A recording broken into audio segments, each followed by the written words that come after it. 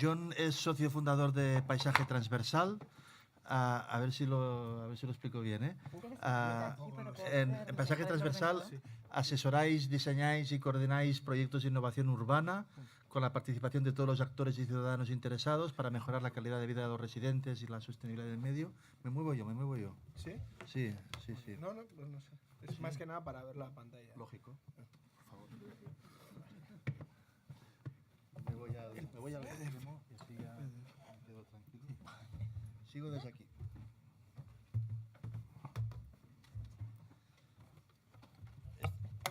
He estado mirando su web para conocerles mejor. Explican que para alcanzar el éxito en los proyectos consideran indispensable cumplir 4 principios: transdisciplinaridad, implicación ciudadana, herramientas digitales y ecología de medios. Y también explican en su página que su metodología se basa en difusión, ciudadanía y proyectos participativos. Le hemos pedido que nos hable sobre mapeos colectivos y todo tuyo, John. Bueno, pues moltes gràcies a Oriol i a l'oficina del Pla Estratègic de Barcelona por convidarme a este curso. Creo que es lo máximo que puedo decir en catalán, así que seguiré en castellano. Si queréis lo doy en euskera, pero tampoco servirá de mucho. Bueno, la verdad que es como muy complicado explicar lo que hacemos. Nos cuesta, llevamos como 10 años en esto y todavía no hemos dado la clave.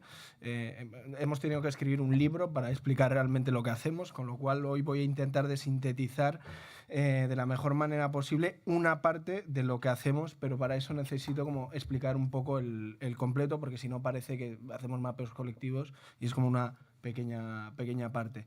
Además, creo que me voy a pisar con gente pisar en el buen sentido, de que vamos seguramente a hablar de cuestiones similares de las que ya se han hablado y que luego pues tanto Blanca como Pablo también comentarán. A Pablo decirle que como el otro día también tuvimos una charla parecida, pero vino Iñaki, pues mi compañero Iñaki, pues he tratado de que no repetir la misma charla que escuchaste el otro día. Entonces, bueno, pues a ver qué tal. Bien, lo primero de todo, claro, estamos en un curso de repensar la planificación estratégica, invitados por la oficina del Plan Estratégico Metropolitano de Barcelona, y creo que sí que me gustaría como plantear como los 4 retos que vemos fundamentales y que tienen mucha relación con lo que acabamos de decir, ¿no? Para repensar esta planificación estratégica, ¿no? Una que es la perspectiva integral, es decir, que las ciudades, los territorios no atienden solo a un factor, sino que tienen que trabajarse desde una perspectiva en la que atendamos a los diferentes factores y visiones desde una manera coordinada y acompasada. La implicación de los agentes, esa participación a la que se hacía alusión, para que sea real también tenemos que un poco entender la complejidad del entramado de agentes que operan sobre el territorio, y sobre eso volveré más adelante, ¿no? Y cómo se pueden empoderar los diferentes agentes para realmente construir una ciudad y unos territorios de manera democrática. La incorporación de las nuevas tecnologías precisamente como elementos o canales para incorporar todos estos datos que nos dan lecturas más certeras sobre las problemáticas urbanas. Y luego, evidentemente, también esta idea del trabajo interdepartamental, ¿no? O sea, es decir, las problemáticas urbanas no solo las podemos solucionar desde el urbanismo, desde la cultura, desde los asuntos sociales, desde la vivienda, sino que tenemos que romper esa estanqueidad de los saberes dentro de la administración pública para trabajar desde esa manera más integrada.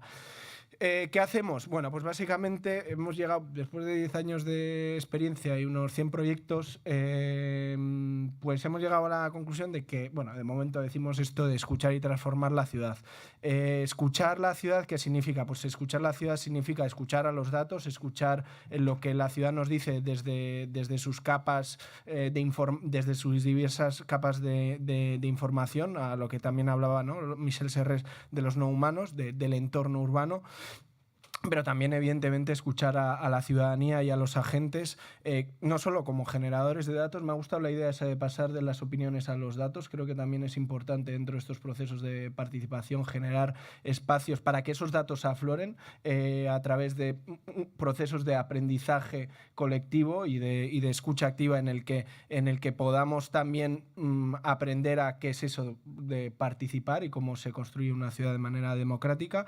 Y bueno, en esa combinación de esas dos perspectivas, desde un análisis más técnico de los datos que obtenemos a través de diferentes herramientas y toda la información y todas las ideas que provienen de la ciudadanía, es precisamente en ese cruce en donde consideramos que podemos desarrollar realmente diagnósticos que nos permitan determinar cuáles son las problemáticas, las necesidades y las propuestas que vienen tanto desde la ciudad como desde las personas que la habitan. Y ya luego, pues con todo eso, pues evidentemente transformamos la ciudad, diseñamos propuestas para mejorarla, somos urbanistas arquitectos, aunque trabajamos con múltiples disciplinas siempre y cuando los presupuestos lo permitan. Los arquitectos tenemos como bastante mala costumbre de trabajar gratis.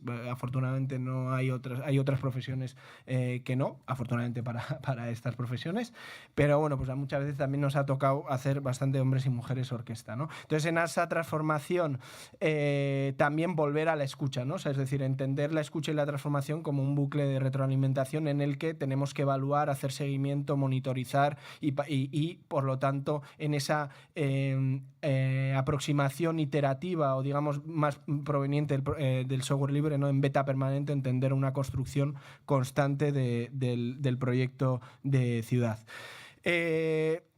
Aquí también un poco en esa idea de ir más allá, o bueno, no sé si ir más allá, pero de plantear cómo intervenir en la gestión de los agentes que intervienen en el territorio y en ese empoderamiento, que no digo empoderamiento, sino en ponderar poderes, bueno, trabajar desde esa lógica de mediación y de traducción de las diferentes informaciones, ¿no? O sea, entender que sobre el territorio de la ciudad operan tres grandes grupos de agentes: la administración pública, la ciudadanía y los proveedores. Y cuando hablo de proveedores no solo hablo de sector privado, sino también hablo de proveedores de conocimiento, como son las universidades o las entidades científicas. Cada uno de estos agentes tiene sus propios intereses, sus propias necesidades o incluso sus propios lenguajes y, un poco de algo que estamos hablando en esta generación de datos, sus propias maneras de generar y plantear los datos. Y por lo tanto, como urbanistas que somos, y cuando hablo de urbanistas no necesariamente tenemos que ser arquitectos, bueno, tenemos esa capacidad de gestionar esa complejidad de agentes, de gestionar esa capacidad, de esa información, esa complejidad de información, y dar respuestas y soluciones concretas a las problemáticas que detectamos. ¿Qué hacemos? Pues básicamente esto. Esto es lo que hacemos. Esto es lo que hacemos y esto es como, digamos, esto es como nuestra Thermomix, ¿vale? O sea, queremos cocinar, nos gusta cocinar recetas saludables para la ciudad y nosotros tenemos esta Thermomix. Y dentro de la Thermomix, pues bueno, pues a veces tenemos algún accesorio, utilizamos otros ingredientes, pero básicamente esto es lo que hacemos. Es decir, antes se hablaba del qué y el cómo, ¿no? De los procesos de transformación urbana, ¿no? Bueno, vale, pues nosotros nos dedicamos como más a pensar metodologías y procesos, o sea, más a pensar el cómo y a sistematizarlo que en el qué. De hecho, el qué de los procesos urbanos, que va como en la fase 1 de marco previo, incluso lo podemos poner en duda, ¿no? Es decir, esto CIMAR lo tiene como muy trabajado, la idea de problematizar la demanda. Es decir, cuando un ayuntamiento te viene y te dice, oye, que tengo un problema de ruido en la Plaza del Sol. Bueno, sí, no, ¿cómo es ese problema percibido y sobre qué problemática vamos a trabajar? Y precisamente sobre qué problemática vamos a trabajar es parte de ese diagnóstico participativo, donde vinculamos el análisis integral urbano con toda la información y todas las propuestas generadas a través de los procesos de participación, para pasar al diseño colaborativo de las propuestas y de generar un plan. ¿Es necesaria la planificación? Absolutamente. O sea, soy súper fan de planificar. El problema no es la planificación, el problema es que luego no seamos capaces de generar los acuerdos, ni los mecanismos, ni los canales necesarios para implementar lo que hemos planificado. Y, sobre todo, más, para evaluar y medir y hacer un seguimiento real de lo que hemos establecido en esa planificación. Bueno, para esto tenemos como este instrumento que también nos hemos inventado, que es los indicadores participativos, que precisamente alude a la mezcla y a la interrelación entre los indicadores, el análisis técnico de los datos desde una perspectiva integral, los indicadores de sostenibilidad. Aquí en Barcelona pues ya os los conocéis bastante, la Agencia de Ecología Urbana ha trabajado mucho en ello, pero también está como toda la parte de la información ciudadana y de toda la participación ciudadana. O sea, de nada sirve decir que en un entorno tenemos que bajar los niveles de contaminación de la atmósfera y para eso tenemos que reducir los coches en la ciudad, si luego, pues como sabemos, y aquí sabéis también los problemas que supone quitar coches de la ciudad, y si no, preguntar en la superilla de Poblenou, bueno, pues también hay que tener en cuenta de cómo se percibe eso y cómo se trabaja con la comunidad precisamente y con las personas para generar propuestas en aras de ese bien común, que muchas veces incluso son contrarias a lo que esos indicadores de sostenibilidad nos podrían dar, ¿no? Con lo cual, esta herramienta nos permite tanto anticiparnos a posibles conflictos, como diagnosticar, cómo establecer de una manera gráfica las problemáticas y las decisiones que estamos tomando, cómo generar bueno, un sistema de monitorizaje y seguimiento y evaluación de los procesos. Esto es un ejemplo de cómo utilizamos, por ejemplo, en un proceso de regeneración urbana en Olot, que ahí es donde aprendí a hablar catalán, se me nota el acento, seguro. Y bueno, pues no sé, voy a hablar de varios proyectos, pero igual me centro más en algunos. Iba a hablar como de 3 escalas en las que trabajamos: espacio público, barrio y ciudad. Para espacio público, bueno, la metodología de la triple dimensión, esto es como muy de GEL y de PPS y tal, y bueno, pues básicamente analizamos todo lo que tiene que ver con la accesibilidad, la conectividad, el confort, la imagen, la seguridad, la percepción de seguridad, el uso y gestión, porque el espacio público no solo es diseño, también es cómo lo gestionamos, cómo lo utilizamos, como bien también se ha comentado antes. Bueno, hacemos como este cruce. A nivel de mapeo, venga, voy a como hablar de tipos de mapeo. Bueno, si queréis eso luego lo podemos concretar, ¿no? O sea, nos gusta mucho recorrer a pie de calle con la gente los espacios, los barrios, las ciudades, para conocer de primera mano, y el mapeo colectivo es una herramienta que utilizamos constantemente. De hecho, este sábado me tengo que ir a San Sebastián a hacer uno. Bueno, pues diferentes maneras de mapear de manera colectiva, desde la participación ciudadana, las problemáticas, ¿no? Es decir, entender el mapeo colectivo, y esto, pues si preguntas a iconoclasistas te dirán una cosa, quiero decir que el mapeo colectivo no tiene que ser de una manera, sino que al final es una herramienta que cada uno utiliza como más le conviene o como considera que puede ser más útil, ¿no? En nuestro caso es una herramienta para analizar con la gente los problemas y las propuestas que hay a pie de calle sobre la ciudad, los espacios públicos, los barrios, los territorios. Bueno, pues hemos utilizado diferentes técnicas. Bueno, esto era más como un mapa que con pegatinas para buscar los problemas, pero también las propuestas. Todo eso va asociado siempre a como un análisis técnico, que a través de los indicadores de sostenibilidad participativos, pues generamos ese diagnóstico y esas conclusiones que vinculan pues el grado de adecuación, de si es mejorable o no, o inadecuado, y cómo son esas percepciones ciudadanas en relación a esa evaluación técnica. Eso además tiene un carácter bastante propositivo, porque cuando participas no vamos a hablar solo de los problemas, no, bueno, también salen las propuestas, salen ideas, y todo eso nos da pie a que ese análisis o ese diagnóstico participativo tenga un carácter también más propositivo, donde definimos líneas de acción, propuestas preliminares, el diseño y pasamos a la fase de diseño colaborativo de propuestas. Y aquí, o sea, como arquitectos, es también ser capaces de traducir todo eso pues en dibujos, en propuestas de manera integral, ¿no? Atendiendo a los diferentes factores, incluso haces un proyecto básico y también un proyecto de ejecución y hasta lo implementas, ¿no? O sea, y también es interesante cómo un proyecto, por ejemplo, que era un parque que habían diseñado a través de un concurso de ideas unos arquitectos, no funcionaba y hubo que hacer la remodelación del proyecto y al final es un espacio absolutamente lleno de vida porque la gente a través de este proceso se ha apropiado del proyecto, lo ha hecho suyo y lo está viviendo, ¿no? y trabaja con él.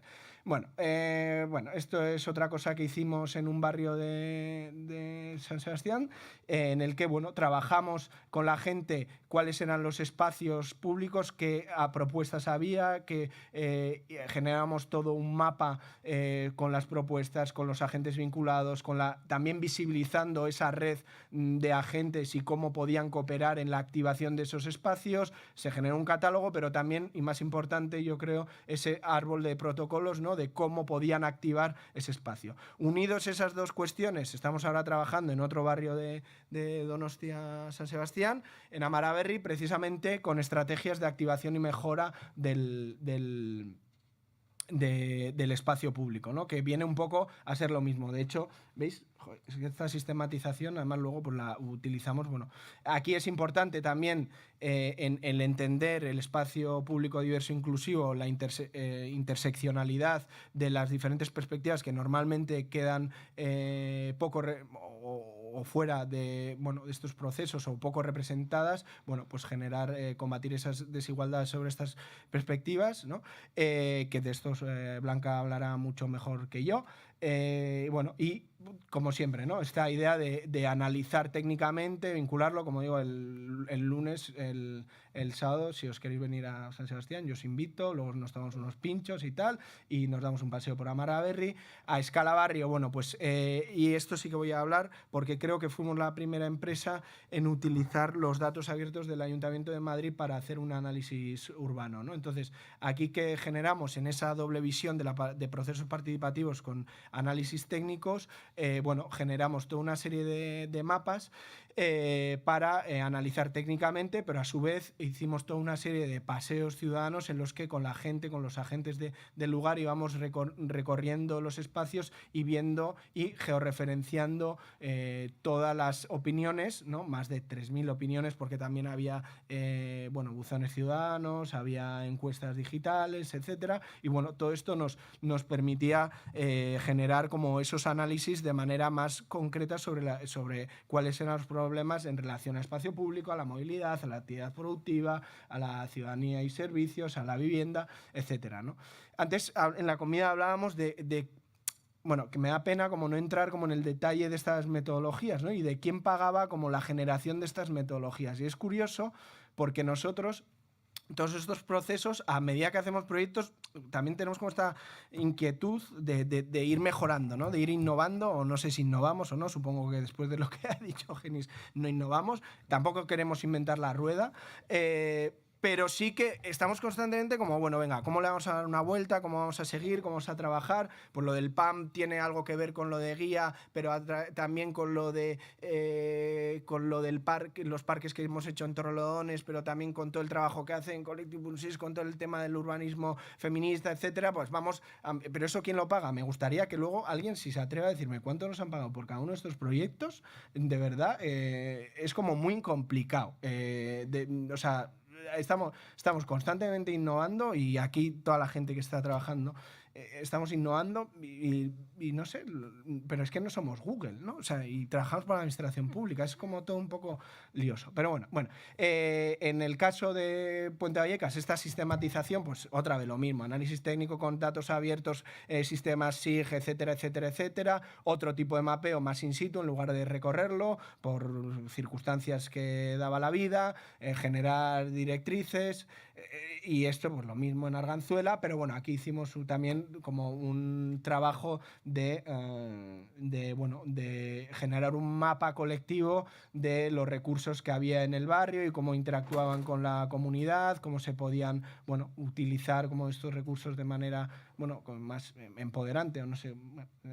Y esto que estoy ya que cierro casi, es cómo es una reflexión sobre cómo necesitamos generar nuevos instrumentos de planificación, que no planeamiento, urbana, integral y participativa, que sean mucho más eficaces. Antes se aludía a los tiempos, ¿no? O sea, un plan general puede estar 12 años para elaborarse. O sea, todos estos proyectos, o sea, ninguno se ha hecho en más de 10 meses, 12 meses. O sea, incluso otros en 6. Entonces, creo que se pueden hacer procesos bastante ágiles que respondan realmente de manera eficaz a las necesidades y sepan trazar una hoja de ruta para esos próximos 8 años y den acciones, ¿no? O sea, combinar también lo estratégico con lo táctico, etcétera. Bueno, y esto pues es más a nivel ciudad, en un municipio que en realidad es curioso porque es más pequeño que los distritos de Puente Vallecas o Fuencarral, que son como del 200.000 habitantes, o sea, así como un Tarrasa o así.